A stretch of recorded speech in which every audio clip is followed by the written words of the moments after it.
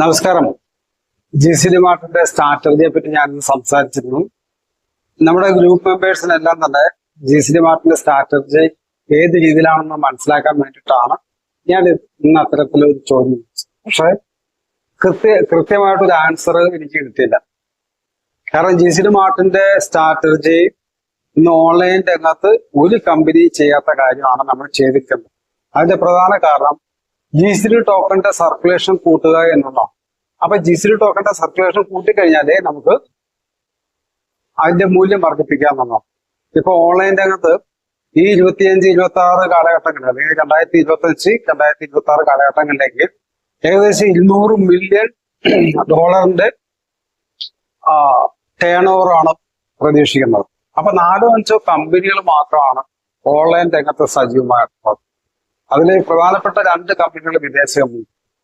ഇതിനെ നമുക്ക് ജനകീയമാക്കി കൊണ്ടുവന്നു കഴിഞ്ഞാൽ ഇന്ന് ഏറ്റവും കൂടുതൽ നമ്മുടെ ഓൺലൈൻ രംഗത്തേക്ക് നമുക്ക് നല്ല രീതിയിലുള്ള പ്രവർത്തനം കാഴ്ചവെക്കാം.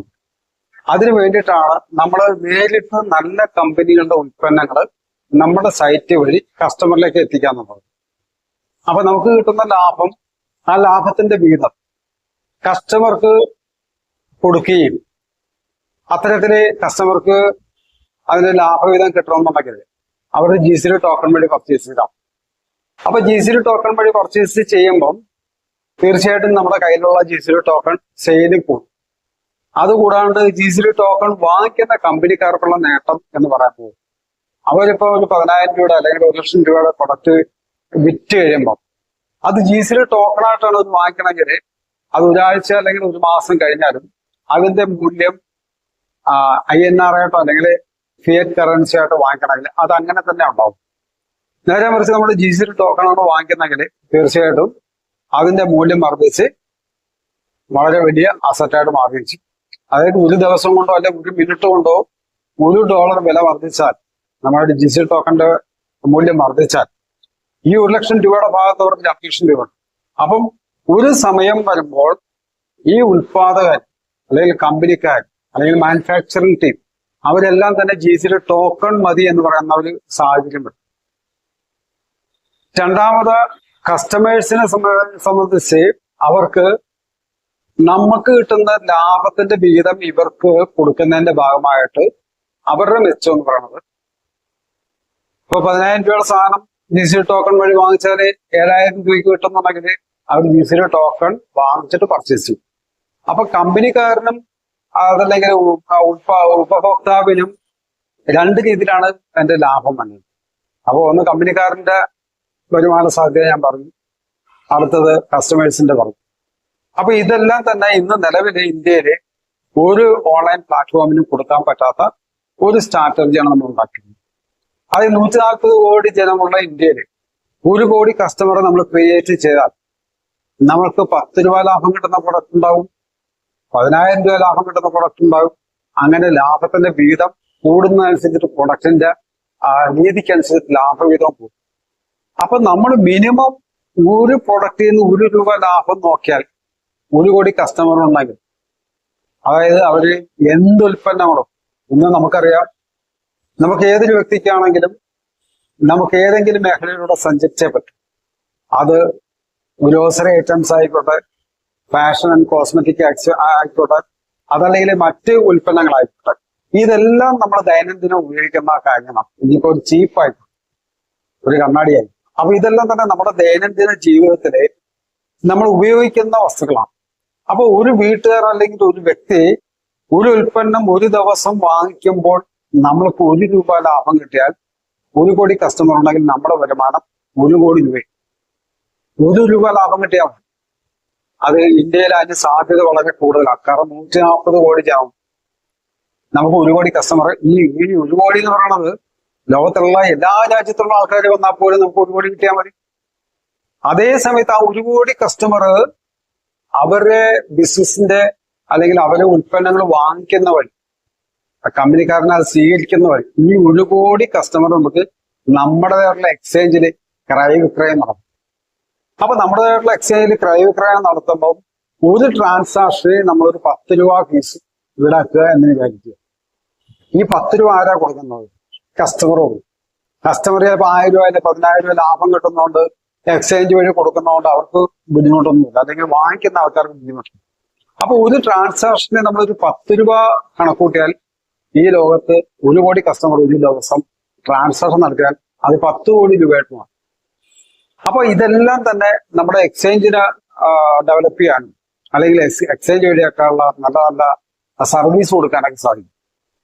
അപ്പൊ നമ്മൾ ഈ GCD മാർട്ടിൽ കൊണ്ടുവന്നിരിക്കുന്ന ബിസിനസ് സ്ട്രാറ്റജി എന്ന് പറയുന്നത് പ്രധാനമായിട്ടും ഇവിടുത്തെ കമ്പനിക്കാരെയും അല്ലെങ്കിൽ മാനുഫാക്ചേഴ്സിനെയും ഉത്പാദകരെയും ഉപഭോക്താവിനെയും അല്ലെങ്കിൽ ഇടനിലക്കാരായിട്ടുള്ള ആൾക്കാരെയൊക്കെ സംരക്ഷിക്കാനുള്ള പദ്ധതിയാണ് GCD മാർട്ടിന്റെ സംവിധാനം ഒരുക്കിയിട്ടുള്ളത്.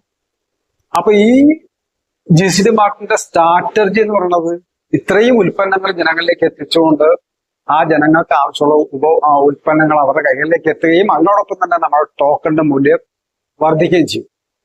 അപ്പൊ നമുക്ക് കൊടുക്കാൻ പറ്റുന്ന ടോക്കണുകൾ വളരെ പരിമിതമായി. ആ ടോക്കണിന്റെ ഒരു ടൈം കഴിഞ്ഞാൽ തീർച്ചയായിട്ടും നമുക്ക് മറ്റു രീതിയിലുള്ള സാങ്കേതികത അല്ലെങ്കിൽ എക്സ്ചേഞ്ചിന്റെ ടോക്കൺ വിതരണം ചെയ്യേണ്ടി വരും.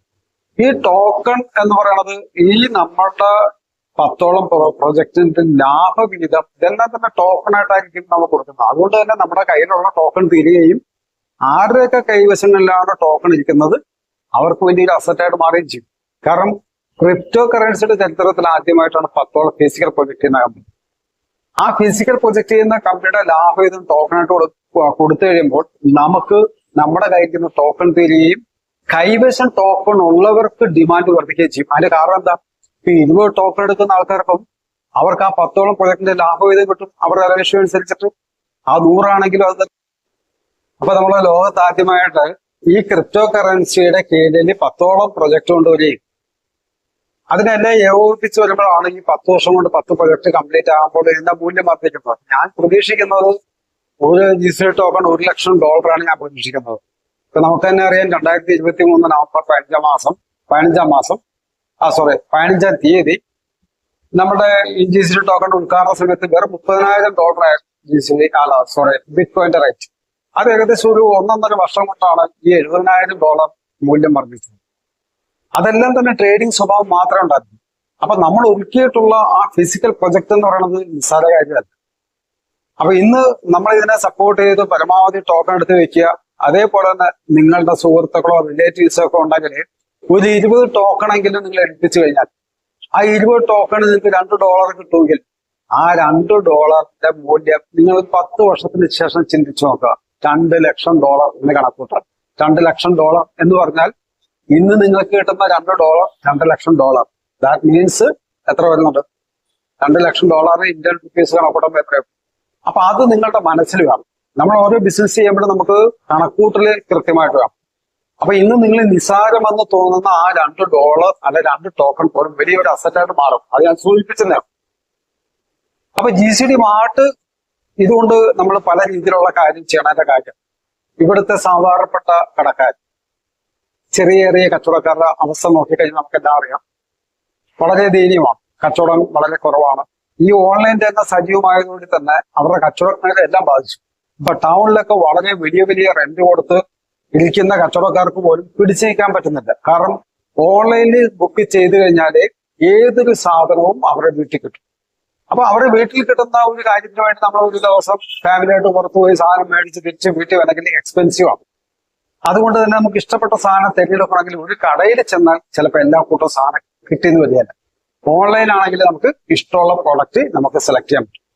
ഇന്ന് മുഖ്യധാരയിൽ പ്രവർത്തിക്കുന്ന ആ ഓൺലൈൻ പ്ലാറ്റ്ഫോമിൽ തന്നെ പല ഡ്യൂപ്ലിക്കേറ്റ് സാധനങ്ങൾ വന്നുകൊണ്ടിരിക്കുന്നത്. അതിന് കഴിഞ്ഞ ദിവസം ന്യൂസിൽ തന്നെ നമ്മൾ കാണുകയുണ്ടായി. പല പ്രധാനപ്പെട്ട കമ്പനികളുടെയും ഉൽപ്പന്നങ്ങൾ തന്നെ ഡ്യൂപ്ലിക്കേറ്റ് സാധനം അവരുടെ സൈറ്റ് വഴി, അതായത് ഫ്ലിപ്കാർട്ടിന്റെ ആമസോണിന്റെ ഒക്കെ സൈറ്റ് വഴി ജനങ്ങൾക്ക് കിട്ടുകയുണ്ടായി. അപ്പൊ അങ്ങനെ കിട്ടുന്ന സമയത്ത് അവർക്ക് പോലും അറിയാൻ പറ്റുന്നില്ല ഈ കമ്പനിക്കാർ ഇത്തരം തട്ടിപ്പ് നടത്തുന്നു. കാരണം അങ്ങനത്തെ തട്ടിപ്പുകാരും അതിനകത്ത്. പക്ഷെ GCD മാർട്ടില് ഇതിനകത്ത് കയറുന്ന ഓരോ കമ്പനിക്കാരെയും നമ്മൾ വെരിഫിക്കേഷൻ നടത്തി അവരുടെ കമ്പനിയെ കുറിച്ച് നന്നായിട്ട് മനസ്സിലാക്കിയതിന് ശേഷം മാത്രമാണ് ഓരോ ഉൽപ്പന്നങ്ങളും നമുക്ക് ഇതിനകത്തേക്ക് ആഡ് ചെയ്യുന്നത്. അപ്പൊ GCD മാർട്ടിൽ കിട്ടുന്ന ഉൽപ്പന്നത്തിന്റെ പേര് പോലും ചിലപ്പോൾ ഇവിടെയുള്ള ആൾക്കാർ ആദ്യമായിട്ടാണ് കേൾക്കുന്നത്. അപ്പൊ ഇന്ത്യയിലെ 28 സംസ്ഥാനവും അത്രയും വലിയ ഒരു രാജ്യമായിട്ടുള്ള ഇന്ത്യയിൽ വിവിധ കമ്പനികളുണ്ട്. നമുക്ക് ആകപ്പാടെ അറിയാവുന്ന 3-4 കമ്പനിയുടെ പേര് മാത്രമേ നമുക്ക് കേരളത്തിലുള്ള ആൾക്കാർക്ക് അറിയാവൂ. അതിന്റെ കാരണം ആ കമ്പനിക്കാരാണ് ഇവിടെ മാർക്കറ്റ് ചെയ്യുന്നത്. പക്ഷേ നിരവധി നല്ല ക്വാളിറ്റിയുള്ള കമ്പനിക്കാരുണ്ടെന്നുള്ള ബോധ്യം ഉണ്ടാകുന്നത് നമ്മുടെ സൈറ്റ് നോക്കിക്കഴിഞ്ഞാൽ കാണാൻ പറ്റും. അവരുടെ വെബ്സൈറ്റ് പരിശോധിച്ചാൽ അറിയാം. അപ്പൊ നമ്മുടെ സൈറ്റ് വഴി ഒരു കാരണവശാലും ഒരു ഡ്യൂപ്ലിക്കേറ്റ് സാധനവും ജനങ്ങൾക്ക് കിട്ടിയാൽ, അതേപോലെ തന്നെ കസ്റ്റമേഴ്സിനും അതുപോലെ കമ്പനിക്കാർക്കും ഒരുപോലെ ഗുണമുള്ള കാര്യമാണ് നമ്മൾ ഇതെല്ലാം ചെയ്തിരിക്കുന്നത്. അപ്പൊ ഇത്തരത്തില് ഒരു ബിസിനസ് സ്ട്രാറ്റജി നമ്മൾ ഉണ്ടാക്കി മുന്നോട്ട് പോകുമ്പോൾ ഏകദേശം ഒരു 3 വർഷം അല്ലെങ്കിൽ 4 വർഷം കഴിയുമ്പോൾ അതിന്റെ മൂല്യം വളരെ വലുതായി ഇതിന്റെ സ്ട്രാറ്റജി മാറിക്കൊണ്ട് വളരെയധികം നേട്ടങ്ങൾ നമുക്ക് GCDയിലൂടെ കൈവരിക്കാൻ സാധിക്കും. അപ്പൊ അതുപോലെ തന്നെ നമുക്ക് മറ്റൊരു കാര്യം പറയാനുള്ളത്, ഈ 8ഓളം അല്ലെങ്കിൽ 9ഓളം ഫിസിക്കൽ പ്രൊജക്ട് റൺ ചെയ്യുന്ന സമയത്ത് ഞാൻ പറഞ്ഞതുപോലെ തന്നെ GCD ടോക്കണിന്റെ ഡിമാൻഡ് വർദ്ധിക്കുന്ന രീതിയിലേക്കാണ് കാര്യം ചെയ്ത് ഇതേ രീതിയിൽ തന്നെയാണ് നമ്മൾ എല്ലാ കാര്യങ്ങളും ചെയ്ത് പോകുമ്പോൾ ഈ ടോക്കൺ നമ്മളുടെ കയ്യിലുള്ള ടോക്കൺ തീരുകയും നിലവിൽ കയ്യിലുള്ള ടോക്കൺസിന്റെ ഡിമാൻഡ് ഉപയോഗിച്ചു. ഇപ്പൊ നമുക്കൊരു 20 ടോക്കൺ ഇന്ന് നമുക്ക് 1750 രൂപ 20 ടോക്കൺ ഉണ്ടാവും. ഈ ഒരു 10 വർഷം കഴിഞ്ഞിട്ട് 20 ലക്ഷം ഡോളർ കൊടുത്തെങ്കിലേ മേടിക്കാൻ പറ്റുള്ളെങ്കിൽ നമുക്ക് ആ ആദ്യത്തെ 1ാം റാങ്കിലേക്ക് എത്താൻ പറ്റും. അപ്പൊ നമുക്ക് മനസ്സിലാക്കേണ്ട ഒരു കാര്യം, നമ്മൾ ഇന്ന് എടുത്തു വെച്ചിരിക്കുന്ന അല്ലെങ്കിൽ എടുത്തു വെച്ചിരിക്കുന്ന 20, 100, 500, 1000 ഒക്കെ എത്ര ഉണ്ടല്ലോ 1000 ആണ്. അത് ഏറ്റവും ഭയങ്കര ലക്കാണ്. ഇത് കുറച്ച് നാൾ കഴിഞ്ഞിട്ട് ഇത് മേടിച്ചു വെക്കാൻ നോക്കിക്കഴിഞ്ഞാൽ നടക്കില്ല. കാരണം ഇതിന്റെ മൂല്യം കയറിപ്പോയി. ആ മൂല്യം കയറിപ്പോയി ഇത് ലോക ജനതയുടെ ശ്രദ്ധയിലേക്ക് ആകർഷിക്കുന്നു. അതായത് കോയിൻ മാർക്കറ്റ് ക്യാപ്പ്, കോയിൻ ജിക്കോ പോലുള്ള ഓപ്പൺ, അതായത് ക്രിപ്റ്റോ മേഖലയിലുള്ള ആ ഒരു സോഫ്റ്റ്വെയറിലേക്ക് നമ്മൾ നീങ്ങിക്കഴിഞ്ഞപ്പോൾ നമ്മുടെ ഈ ടോക്കണെ കുറിച്ച് ജനങ്ങൾക്ക് അറിയാനും അവർ ഇൻവെസ്റ്റ്മെന്റ് സ്റ്റാർട്ട് ചെയ്തു. അപ്പൊ ഇൻവെസ്റ്റ്മെന്റ് കൂടുതൽ വരുന്ന സമയത്ത് കൂടുതൽ പ്രൊജക്ട് പെട്ടെന്ന് ഫാസ്റ്റ് ആയിട്ട് പ്രൊജക്ട് ഫാസ്റ്റ് ആയിട്ട് പോകുമ്പോൾ വരുമാനം കൂടിക്കഴിയുമ്പോൾ കൂടുതൽ ടോക്കൺ ആൾക്കാർ വാങ്ങിച്ചു വരും. ഇതാണ് നടക്കാൻ പോകുന്നത്. അതുകൊണ്ട് പരമാവധി ടോക്കൺസ് വാങ്ങിച്ചു വെക്കാൻ പറ്റുന്ന ടൈം ഇതാണ്. അത് വാങ്ങിക്കുക. അതേപോലെ തന്നെ നമ്മുടെ എക്സ്ചേഞ്ച് കൂടി വന്നു കഴിയുമ്പോൾ ഇത് കുറെ കൂടി ഫാസ്റ്റ് ആവും. ഇതാണ് എനിക്ക് ഇതിനെപ്പറ്റി പറയാനുള്ളത്. GCD മാർട്ടിന്റെ സ്ട്രാറ്റജി എന്ന് പറയുന്നത് പ്രധാനപ്പെട്ട കാര്യങ്ങൾ ഞാൻ പറഞ്ഞിട്ടുണ്ട്. ഇനി മനസ്സിലാകാത്ത എന്തെങ്കിലും ഉണ്ടെങ്കിൽ തീർച്ചയായിട്ടും നിങ്ങൾ ഡയറക്റ്റ് നമ്മുടെ മീറ്റിങ്ങിൽ വരികയും ഒക്കെ ചെയ്താൽ നിങ്ങളെ ഞാനത് പറഞ്ഞ് ബോധ്യപ്പെടുത്തുന്നതാണ്. അത് മനസ്സിലാക്കണം എന്നാണ് എന്റെ അഭ്യർത്ഥന. കാരണം നമ്മൾ ഇതിനെക്കുറിച്ച് മറ്റൊരാളോട് പറഞ്ഞു കൊടുക്കുമ്പോൾ വ്യക്തമായിട്ട് പറഞ്ഞു കൊടുത്തെങ്കിൽ അതൊക്കെ കൺഫ്യൂഷൻ ആവും. എന്തായാലും നന്ദി, നമസ്കാരം, താങ്ക് യു. അപ്പൊ നമ്മുടെ GCD മാർട്ടില് ഞാൻ ചോദിച്ച ചോദ്യങ്ങൾക്ക് കൃത്യമായിട്ടൊരു ആൻസർ എനിക്ക് കിട്ടിയിട്ടില്ല. അതായത് നിങ്ങൾ ഓരോരുത്തരും നമ്മുടെ കമ്പനിയെ കുറിച്ച് വ്യക്തമായിട്ട് പഠിക്കണം. കാരണം ഇത് ചെറിയൊരു ബിസിനസ്സാണ്. നിങ്ങൾ ആരുടെയെങ്കിലും അടുത്ത് GCDയെ കുറിച്ച് പറയുകയും ബിസിനസ് സ്ട്രാറ്റജിയെ കുറിച്ച് പറയുകയും ചെയ്യുമ്പോൾ നിങ്ങൾക്ക് ആദ്യം ഉത്തമ ബോധ്യം ഉണ്ടായിരിക്കണം നമ്മൾ എന്താണ് ചെയ്യാൻ പോകുന്നത്. അപ്പൊ അത്തരത്തിൽ നിങ്ങൾ ഓരോ വ്യക്തികളും പഠിക്കുക എന്നുള്ളതാണ്. അതുകൊണ്ടാണ് ഞാൻ ഇന്ന് നിങ്ങളുടെ എല്ലാവരോടും ചോദിച്ചത് GCD മാർട്ടിന്റെ സ്ട്രാറ്റജി എന്നാണ്. അപ്പൊ GCD മാർട്ടിന്റെ സ്ട്രാറ്റജി എല്ലാവർക്കും മനസ്സിലായി കാണും എന്ന് ഞാൻ വിചാരിക്കുകയാണ്. നിരവധി കാര്യങ്ങളുണ്ട്. എന്തെങ്കിലും സംശയങ്ങളൊക്കെ ഉണ്ടെങ്കിൽ ഞാൻ വീണ്ടും അതിനെപ്പറ്റി പറയുന്നതാണ്. അപ്പൊ നമ്മൾ ഈ മാസം തന്നെ നമ്മുടെ GCD മാർട്ടിന്റെ ബിസിനസിന്റെ ഭാഗമായിട്ട് ഓരോ കടകളും കയറി സന്ദർശിച്ച് അവരെ കാര്യങ്ങൾ പറഞ്ഞ് ബോധ്യപ്പെടുത്തിക്കൊണ്ട് അവരെയും നമ്മുടെ ഈ പ്രസ്ഥാനത്തിന്റെ ഭാഗമാക്കി എടുക്കാൻ വേണം. അങ്ങനെ ഓരോ കടക്കാരെയും അല്ലെങ്കിൽ ഓരോ വ്യക്തികളെയും നമ്മുടെ ഭാഗമാക്കി എടുക്കുമ്പോൾ ഇന്ത്യയിലെ തന്നെ ഏറ്റവും വലിയൊരു ജനീയ പ്രസ്ഥാനത്തിന് വളർച്ചയുടെ തുടക്കമാണ്.